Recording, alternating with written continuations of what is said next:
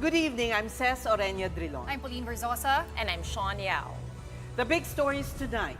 The National Bureau of Investigation deals with two recent developments: the arrest of a Chinese national near Comelec over alleged spying, and summons for Vice President Sara Duterte. We flesh these issues out with NBI Director Jimmy Santiago, who joins us in a bit.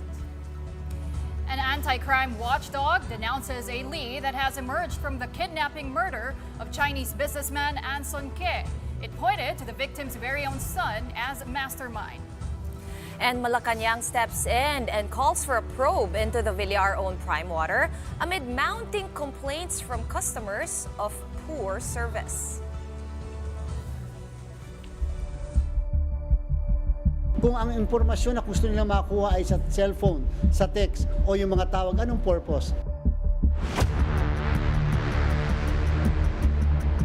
There's growing concern over the arrest of a supposed Chinese spy near the Comelec headquarters. More than possible interference in the upcoming elections, Malacanang and lawmakers believe this is now a national security issue.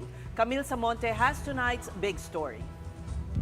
An NBI operation last Sunday supposedly caught Chinese national Tak Hoi Lau red-handed. He was arrested near the Comelec headquarters in Intramuros, Manila, and in his car were hot items. There was an international mobile subscriber identity or IMSI catcher that can gather sensitive data and information like text messages, mobile numbers, and calls from mobile phones near it. There were also cell phones, SIM cards, and other gadgets. On Wednesday, Tak underwent inquest before the Department of Justice. He is being charged for violation of the Espionage Act of 1941, as well as misuse of devices and illegal interception and system interference under the Cybercrime Prevention Act of 2012. Tak has since denied all these allegations. But for Senate Majority Leader Francis Tolentino, Tak's presence near the Comelec office validates the findings of last week's Senate inquiry, which exposed efforts by China to meddle in the May elections. Ang gusto nila manalo yung pro-China candidates. Ang gusto nila ma-repeal yung maritime zones law. Ang gusto nila bumaba yung depensa natin at makuha nila ang Pilipinas at maging probinsya tayo ng China. For Senator Risa Hontiveros, the arrest of the alleged Chinese spy is deeply concerning, not just for the upcoming elections, but also for our national security. Hontiveros went on to say that if Tak is indeed involved in espionage, this will have serious implications on the already fragile relationship between Manila and Beijing.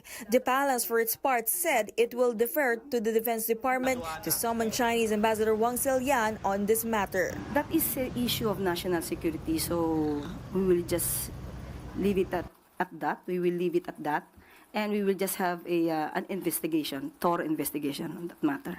The NBI believes the suspect could have been intercepting data to and from Comelec before he was arrested, but the whole body assured there is no election data in its headquarters. Kung ang impormasyon na gusto nilang makuha ay sa cellphone, sa text, o yung mga tawag, anong purpose? Para po magamit laban sa bawat isa? Para po gamitin para sa mind conditioning, yan po yung gusto namin pong alamin. And therefore, maghihintay po kami ng report ng NBI sa kung pagkatapos nila magkaroon ng lab test o ng examination nung nakuha ng mga equipment. Just to be sure, Comelec conducted a test and found that its system was not compromised. As for the arrested Chinese national, he remains in custody of the NBI. For News 5, Camille Samonte, We Are One News. Meantime, the Office of the Prosecutor has issued a summons to Vice President Sara Duterte in connection with a sedition case filed against her by the NBI. This was confirmed by the VP herself. A summons is a court document informing the defendant of a lawsuit against her with instructions to respond. In February this year, the NBI filed charges of grave threat and inciting to sedition against Duterte before the Department of Justice.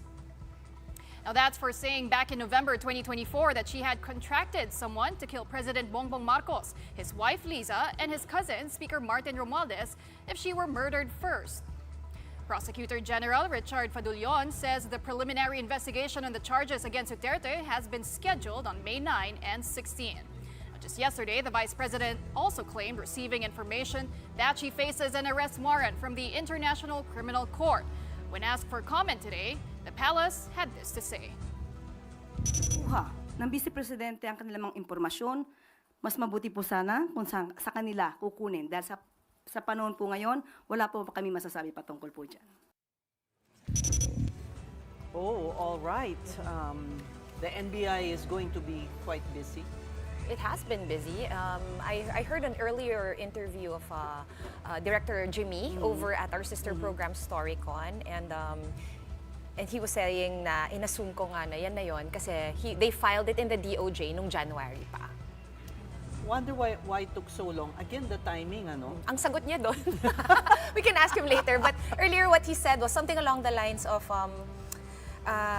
kasi sinuri ng mabuti. Oo.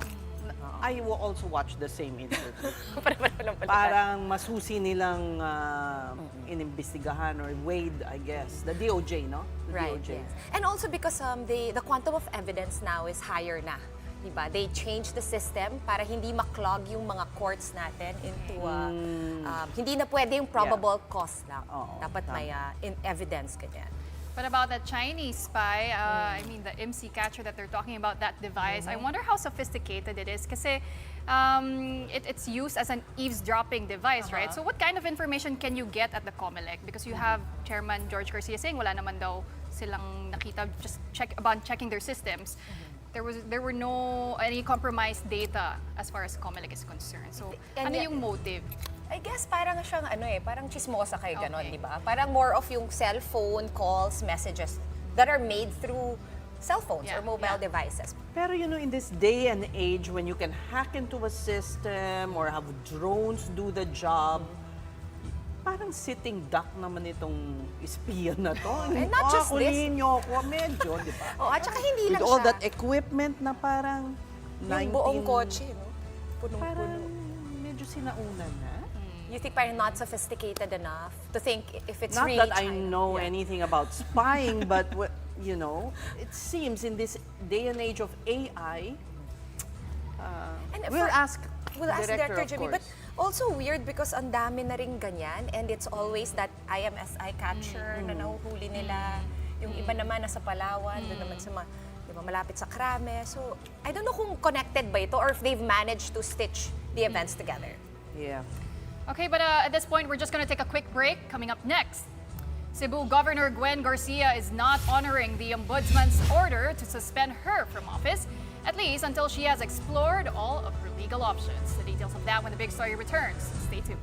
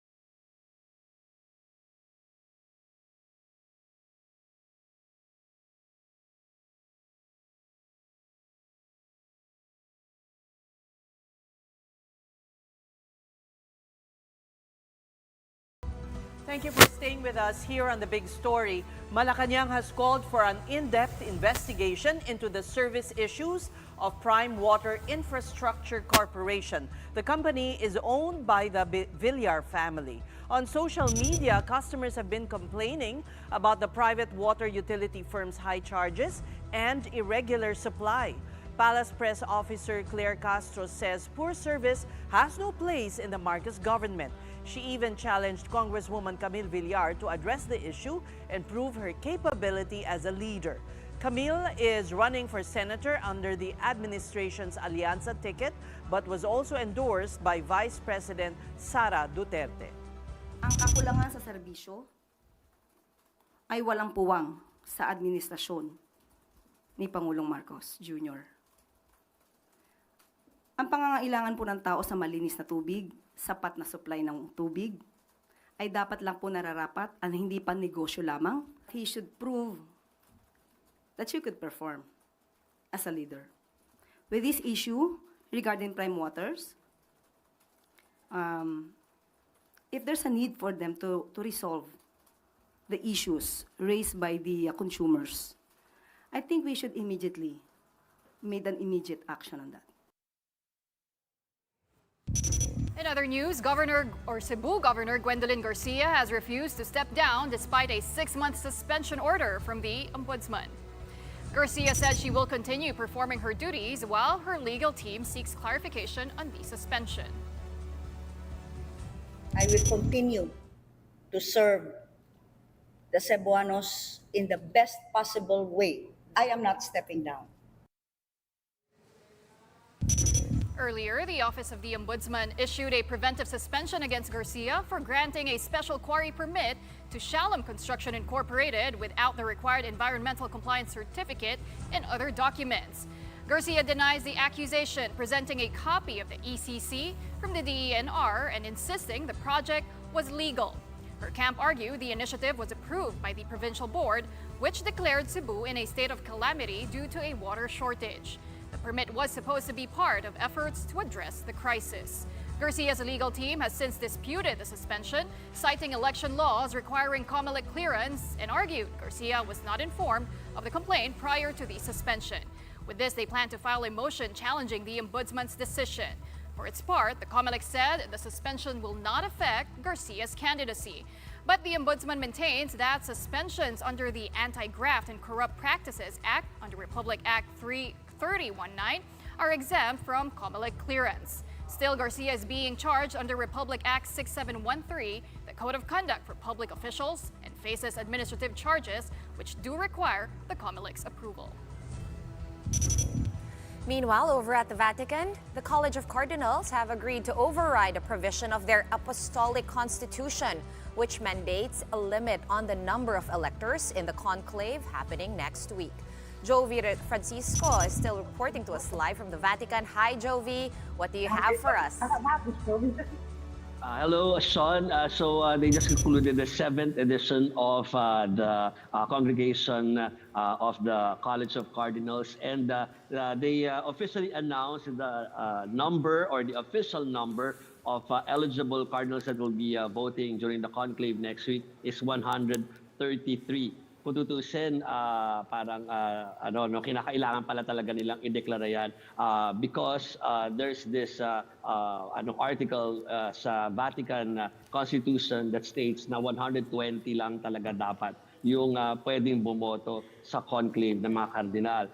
But this article was superseded or na-overtake na yan nung decision ni Pope Francis before na magtalaga ng additional na mga cardinals na kung eligible naman sila doon sa mga Asia Carmen, can vote doon sa conclave. So we have 133, tatlo doon, dalawa na dapat ay kasali ay hindi dahil hindi na makakarating dito dahil sila may karamdaman, at isa naman ay tupol doon sa yung umurong na because of that embezzlement issue. So aside from that, I think kinamusta rin namin yung paghahanda ng tatlong cardinals from the Philippines. So I went to PFC, or the Pontificio Colegio Filipino, and tinignan ko kung paano yung preparation doon. And I think that report is ready for rollback. Playback. During their sixth congregation, the College of Cardinals addressed issues facing the Catholic Church. They listened to several perspectives from continents and regions.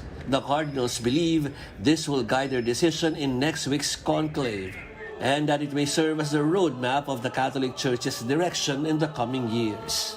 At ito din advantage ngayon, malalaman ng cardinals yung situation sa buong mundo, and they will get to know each other during these days before the conclave, and they will also try to see what the church needs, what characteristics of a pope we need today. This will be the daily routine for the cardinals in the days leading to the conclave. Aside from attending masses and meetings, they will also embark on activities that will aid their selection of a new pope. 135 cardinals are eligible to vote. 2 cardinals will not make it to Rome for the conclave because of health issues. Cardinal Angelo Becciu will also not join the vote because of legal issues. The next pope will need 2/3 of all the votes to get the papacy. The Pontificio Collegio Filipino in Rome serves as the conclave preparation place for 3 cardinals from the Philippines. Cardinals Luis Antonio Tagle, Jose Advincula, and Pablo Virgilio David currently reside here.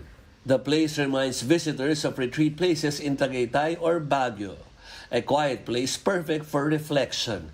There are several prayer rooms, and there's even a library. Just about sufficient for cardinals swamped with materials needed to be read and imbibed. The priests of the PCF also serve as support group of our cardinals. Kami dito, we host them dito. Dito sa PCF, sanay na sanay naman tayo kasi marami ding bishops na nag-aral noong 1970s, 1980s, 1990s dito.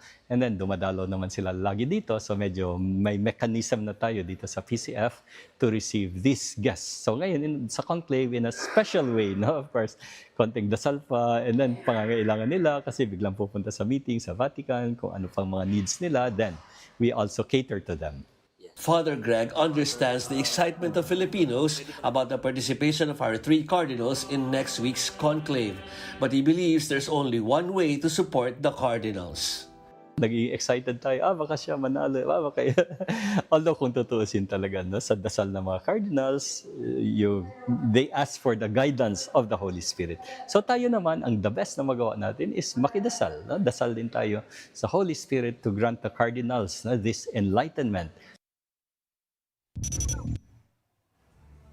Sean, before the 7th congregation ended today, the cardinals sent out this PR or a press statement, and that reads this request from the cardinals to the people of God for them to pray for the cardinals before they enter the conclave next week. And Jovi, by any chance, may nasalisi ka na bang cardinal? I've seen a few on YouTube na pumayag magpa-interview here and there. Pero have they been elusive?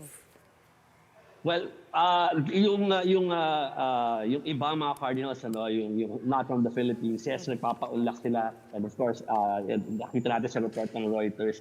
So, usually sinasabi lang nila yung kanilang vow of silence or secrecy, and hindi general yung kanilang mga sinasabi. Pero pagdating doon sa ating mga cardinals, nandun sila sa PFC, pero talaga nag-request sila na no interviews, parang pwede sila makita, pero nothing na pwede sila magsalita about the conclave next week.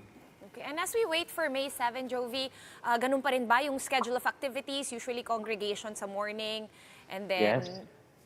kung ano-ano na sa hapon, they separate and they go to their respective offices or organizations? Yes, pero pagdating ng mga around 5 p.m. dito sa Roma, Sean, meron pa rin noong 9 days of morning for Pope Francis. So meron pa rin mass dito sa loob ng Basilica. So most of the cardinals attend that Eucharistic celebration. Okay. Have you had a chance to attend one of them? About 2 days ago, after ng report ko, pumasok ko doon to just get some videos. So usually talaga yung mga cardinals doon sa hadapan and nagpa-participate doon sa mass na yun. So. All right, well, what a great opportunity, even though we are still mourning. Thank you so much for that update, Joey Francisco, reporting to us live from the Vatican. Maraming salamat. And in light of the recent tragic car ramming attack at the Lapu-Lapu Day Festival in Vancouver, which claimed the lives of at least 11 people, we speak with Toronto-based journalist Isabel Docto about the latest updates. Good evening from Manila, and welcome to The Big Story. Hi, thank you for having me. Well, it was really your piece, which came a day after the incident, the tragic incident that led us to interview you. How do you assess so far the Filipino community coping with this tragedy? Yeah, so across Canada, the Filipino Canadian community is experiencing immense grief and pain. I attended a vigil in Toronto last night where hundreds of people from the community showed up.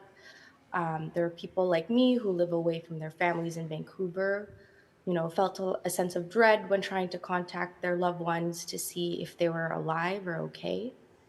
One Filipino business owner shared his story about witnessing the attack. He had a booth at the festival and described through tears, seeing the truck or the car ram into the bodies, and accelerating and then running over more. He said paramedics even used his table as a stretcher for one of the victims. And, a lot of people are feeling survivor's guilt. Like he said that he was speaking with a customer earlier that day that later he found out had been killed. And he said he wished he had taken her aside and just chatted with her all day to keep her away from what was about to happen. Well, in this tragedy, perhaps the Filipino community can emerge stronger, perhaps, or in helping each other and comforting each other. What do you think? Will that take some time? Yeah, so I think right now, there's no clear answer to that question because the incident is so fresh. Fresh, yeah. People are still in shock, including myself. My family is still in Vancouver. I grew up in Vancouver. My friends are there. So I was also frantically, checking in on everyone that night. Yeah, we're just trying to wrap our heads around it, still questioning why it happened and why it happened to our community during a day that was supposed to be a celebration. I think Filipinos were known for our resilience, but and the ability to face like hard times with a smile. But I think right now, it's okay if that resilience takes a backseat to grief. We're known around the world as caregivers. We're always taking care of other people. I think right now, Filipino Canadian community is just trying to, take care of themselves. Yeah, so we're all just we're grieving here. Well, Isabel, at this point, is there more information already on the suspect, a 30-year-old man named Kaiji Adam Lo? Is there a clearer picture on his motive, why he did this? Because police did mention he has a history of mental health issues, but it wasn't clear, why he exactly did what he did. Yeah, so I know as much as you right now.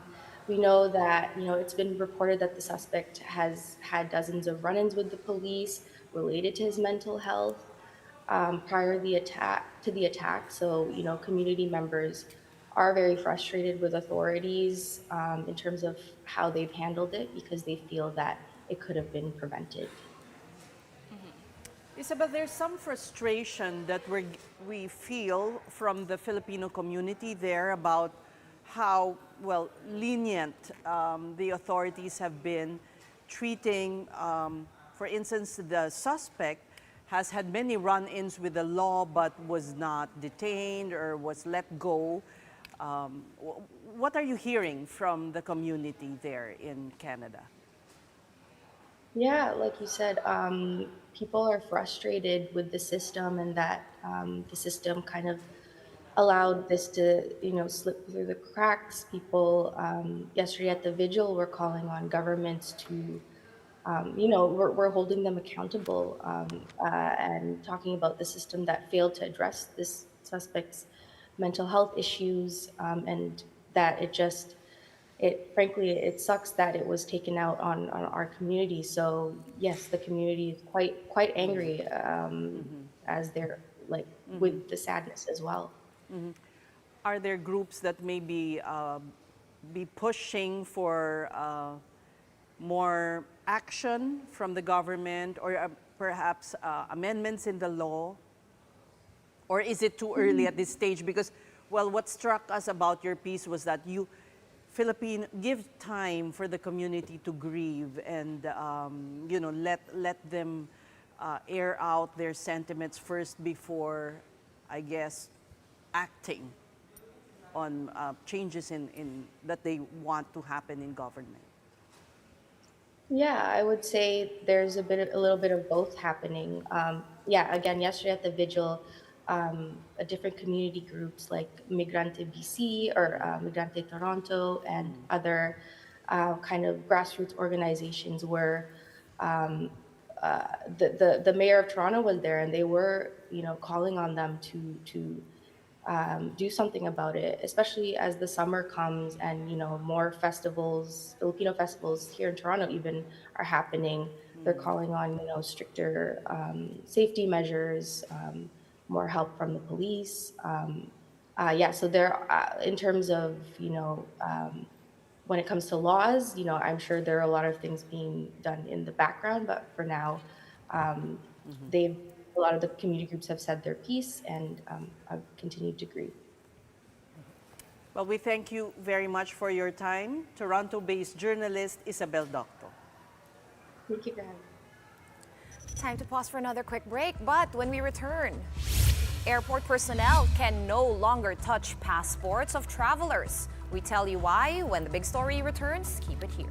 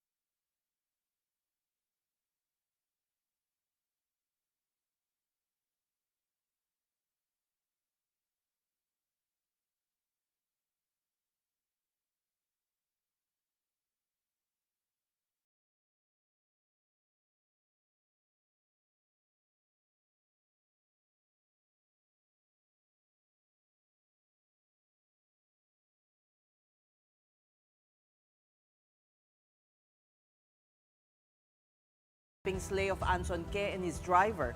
A suspect has tagged the steel tycoon's son in the crime. But the PNP is taking this new information with much caution. Marian Enriquez reports. It has been 3 weeks since Chinese businessman An Sun-ke and his driver were found lifeless inside a nylon bag in Rodriguez, Rizal. They were tied up and their faces wrapped in duct tape. David Tan Liao was one of the 3 suspects arrested for the crime.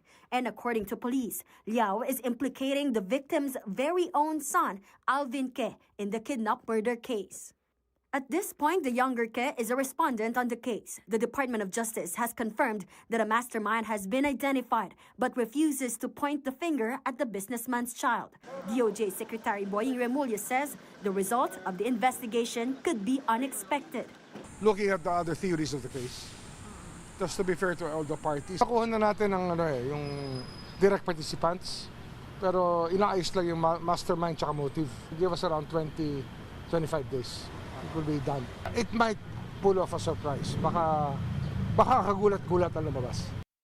The Movement for Restoration of Peace and Order was quick to condemn this finding. Founding Chair Teresita Ang C. asks police, why is the word of a notorious criminal the sole source of your evidence? Why did Alvin Ke become a person of interest only on the word of Liao, known kidnapper and gun for hire, responsible for the deaths of more than a dozen kidnap victims? The PNP was quick to respond to this critic. Hindi natin pinaniniwalaan lahat po ng statement ni David Tan Liao. Maliban doon sa kanyang assertion, alleged siya meeting with the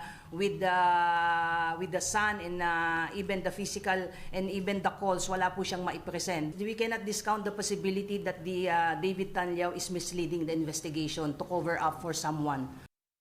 Still, Alvin Ke is not off the hook yet. He is fully cooperating with the probe and has even surrendered his phone for forensic examination.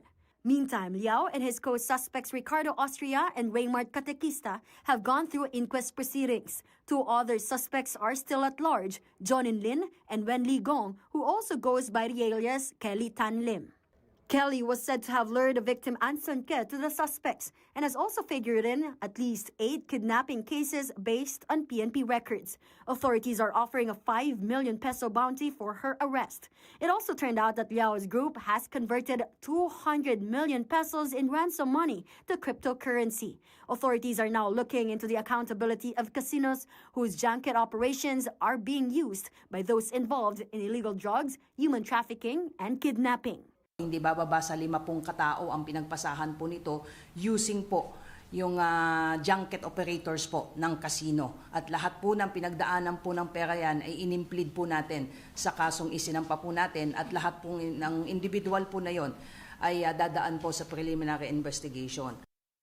For News 5, I'm Marian Enriquez. We are One News.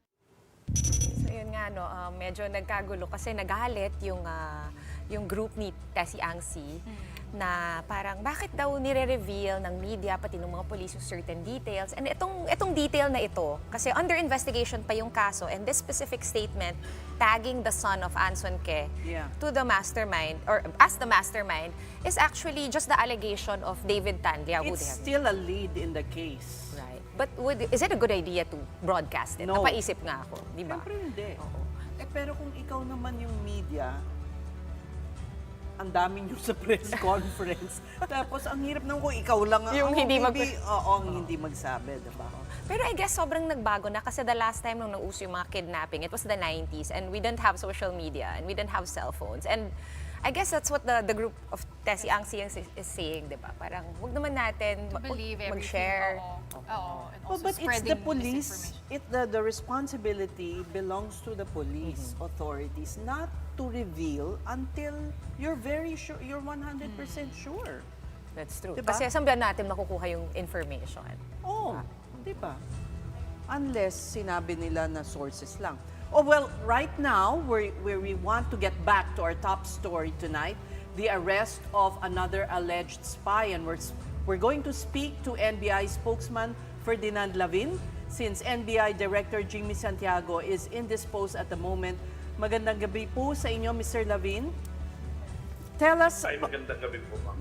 Paano nyo ba natuntun itong si Takhoy Lao? Matagal na po bang minamanmanan ng NBI itong alleged spy na ito?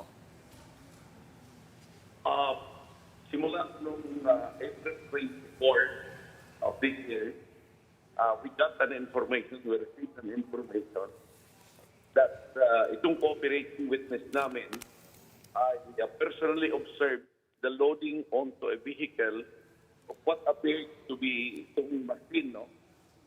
And sabi niya, kaya nagpapasalamat kami sa media at public information agencies. Ang sabi niya sa amin, sir, yung dating mga nahuli ng NBI ay mukhang may nakita ako na ganun nila lagay sa sakyan. And he called the NBI and received the information. We immediately informed the director, Judge Jaime Santiago, and sabi niya, tutukan niyan, huwag niyong papabayaan, gawing maayos yung trabaho at kahit na sabi, Sabado Linggo, ay sundan niyo. So we did a cartailing operations and we used our own equipment to try to make sure na merong signal na nagkagaling doon sa vehicle. Kaya nagpapasalamat kami because of the public awareness doon sa mga dating operations namin na na-broadcast ito, napanood sa TV, ay nagkaroon ng idea yung ating mga mamamayan. Ito yung nag-joke at sinubaybayan ng NBI, pati yung pagpalit-palit ng tawag dito, yung tirahan. Kasi nagpalit ito ng tao, nagpalit ng tirahan. It was really a challenge doing the cartailing operation, especially in Metro Manila, in the NCR. Attorney Lavin, pag-alaman nyo na ba, kailan siya pumasok sa bansa? Kailan pa nandito sa Pilipinas? Itong si Tak Hoy Lau. Around that time lang, April 24, itong particular na tao, dumating ito April 24. Galing pong saang parte? Sa, which part of China po? Sa Macau ang kanyang place of residence, Macau. Sir, how cooperative is this Tak Hoy Lau sa inyong initial questioning? Nabasa po namin na hindi po siya nag-i-English masyado. So, wala po bang available translator na pwedeng makuha para talagang malaman kung yung kanyang identity? At the time of the arrest, we provided a translator para makuha namin yung detalye niya, yung kanyang personal details. At napag-alaman namin na very limited, limited yes or no yung kanyang English facility. Ngunit during the entire operation, meron silang ginagamit na translator and he would show this to the driver of the vehicle, pati yung ruta nila, pati yung conversations. May translator silang app. That's how we traced also, because the driver, we engaged the driver was telling us that whenever he would board the vehicle, walang signal yung kanyang mobile gadget. So, malamang kinakain ito nung IMSI catcher. And the only time we could communicate with the driver, nung nagkakaroon lang siya ng break time for meal or would go to a restroom or would smoke, kasi smoker itong driver. Attorney Lavin, pa-confirm lang po kung na-figure out nyo na kung first time lang ba niya pumunta sa Pilipinas or kumbaga nakapunta na siya dito at bumalik lang? From our questioning, he would not answer. That's why we communicated with the Immigration Bureau at hiningi namin yung travel history but hindi pa sila nag-reply. Huh? But yung passport niya mukhang ito lang yung tatak.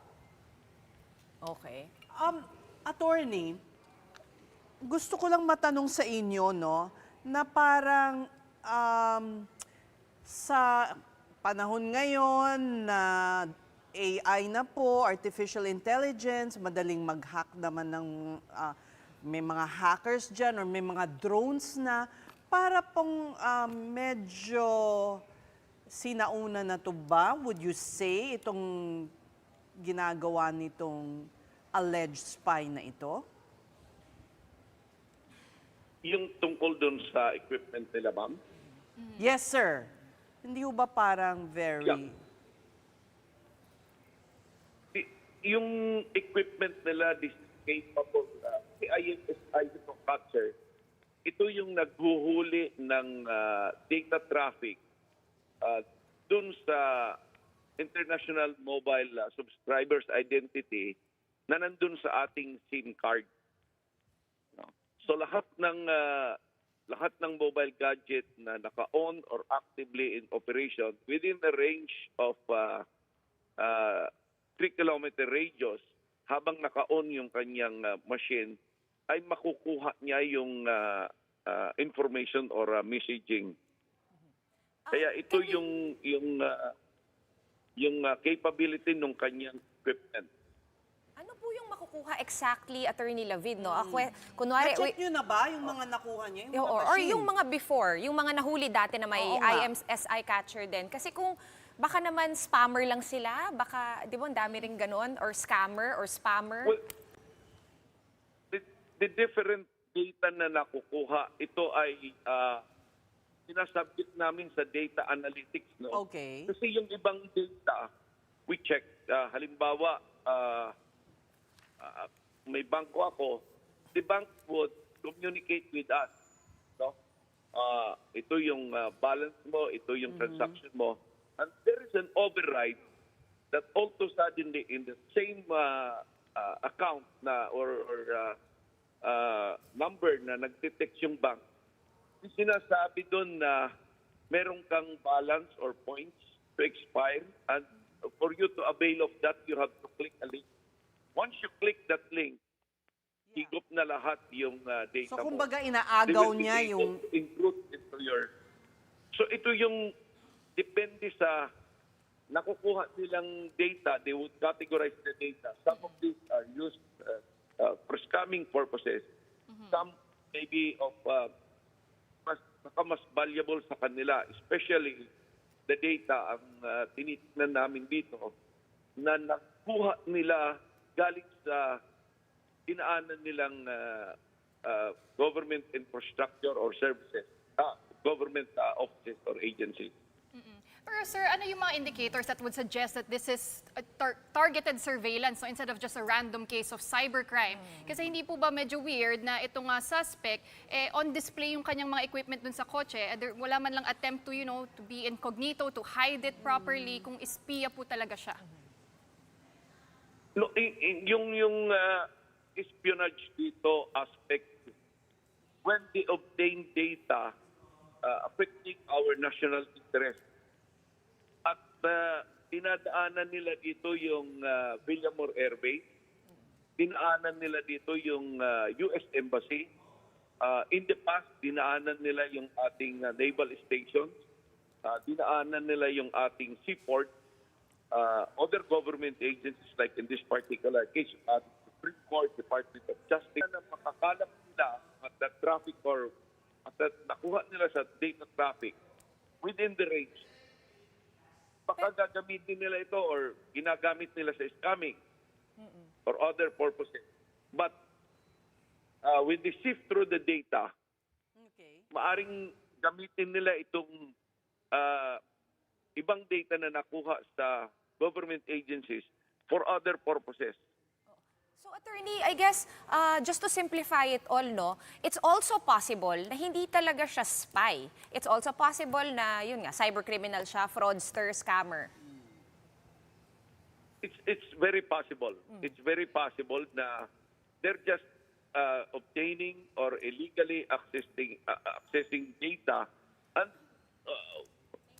hindi pa namin clearly ma-establish whether they are selling this data o kung sino yung end user nila, kasi nilalabas nila ito. Ang klaro sa amin dito, pinapunta siya dito to take over the operations of a machine. Alright, And but hanggang supposedly hanggang May 14 lang siya dito, something like that. Pero attorney, di ba Okay, sabi well. nyo, you've subjected the previous machines that were confiscated to data analysis. Anong nakita doon po? Hindi nakita doon yung nakunan yung ating vital information tungkol doon sa ating water assets, yung ating naval assets. May nakita doon na map, may technical term silang ginagamit, yung parang terrain. We're still doing some data analysis kasi ang ginagawa namin yung preliminary lang for purposes lang na madala namin sa hospital. But the voluminous content it is being subjected to cyber forensic examination. All right, we thank you for your time, NBI spokesperson Ferdinand Lavin, and hopefully Director Jimmy Santiago will be well enough to join us another time. Marami pong salamat. Meanwhile, airport personnel are no longer allowed to touch passengers' passports. And that's the latest directive from the Ninoy Aquino International Airport, or NAIA. In a Facebook post, NAIA said that all security personnel have been instructed not to touch passengers' passports during terminal entry or security checks. Instead, travelers will be asked to hold up their valid ID or travel documents for verification. The policy follows a recent incident at NAIA Terminal 3 where a passenger's passport was reportedly torn at a check-in counter. While airport authorities clarified that there was no mishandling by security staff, the case prompted a stricter policy to better protect travel documents. The Department of Transportation has also urged airlines to ensure that no passport tampering occurs, especially after several cases of so-called punit passports or torn passports were reported. NAIA's management is now working closely with the Transportation Department and the Bureau of Immigration to tighten procedures and to prevent similar incidents in the future. And for our big picture tonight, we give you a look at day one of free train rides for our hardworking Filipino workers. In a special initiative, President Bongbong Marcos announced free rides on the MRT-3, the LRT-1 and LRT-2, available from today, April 30, through Saturday, May 3rd. This is in celebration of Labor Day, which is tomorrow. The government described the initiative as a token of gratitude for the dedication and sacrifices of Filipino workers, acknowledging their role in driving economic growth and social development. So, to all our workers, hop on board and enjoy your free rides. Now, that's good news. They can save up to 28 pesos if they're going through the whole route, if MRT. Pero ano yun? One way? One way. So times 2 per day, 56. Times 4 days. Pwede ka rin mag-joyride. Yeah, Gusto mo trip lang. Wala lang. Why not, diba? Actually, exciting to Kasi Magpadalig ka, pag kahit o wala kang beep card, pwede ka sumakay. Tama. Kasi ang hirap bumili. Oo, hirap pumila para bumili. Super nga hirap. naman. Magandang idea yung mag-joyride lang sa MRT. Sa bagay, walang tao bukas so it's the perfect time to, Can walang I tell rush you ride that, the well, You did Sige that? na. long I ago, did it yes. I also. did that early morning. Okay. Not the EDSA one, the one LRT. on Taft. Yeah, the LRT. LRT1. And it's quite nice. Actually, maganda yung bago ng LRT1 in my personal opinion compared to sa MRT3. Yes. It's more, mas I don't bago know. na At saka malamig yung At saka aircon. magandang Maynila na ngayon, di ba? Totoo. Actually, ginagawa ko siya lalo na nung bagong bukas yung MRT. Tapos pahatid ka lang kunwari sa mall. Tapos from there, nandun ka na pala sa kabilang mall na yun yung mga takas namin dati. Okay, ako parang sunrise date. Something like that. Wow. Napaka-exciting naman. Okay. Time ago. Di na natin ipapa-reveal kung sino yung kadate. So that's it for the big story on this Wednesday evening. We are One News, all sides, all the time. Thank you for watching. Have a good night.